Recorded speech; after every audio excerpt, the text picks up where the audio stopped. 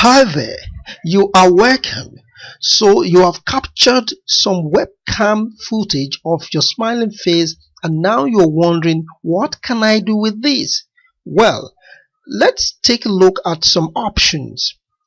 Earlier, I made this quick and simple webcam recording to demonstrate how to record with your webcam. So I'm going to work with this. The first thing I'm going to do is give it a quick edit. First of all, there is a little bit of gap before the recording started, so I'm gonna cut that out by selecting the area and click Repeat Delete to clear it out. Next, to trim the end part of the video, I'm gonna drag out the handles here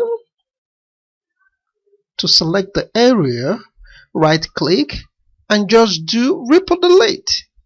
Yeah, good. By default, Camtasia gives me a picture-in-picture arrangement. That's the little video here down in the corner, and that might work just fine for some projects.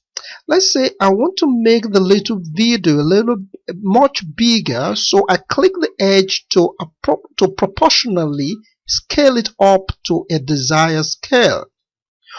Or I might want to move it somewhere else, like say to the bottom left, or I just want a much bigger video like this.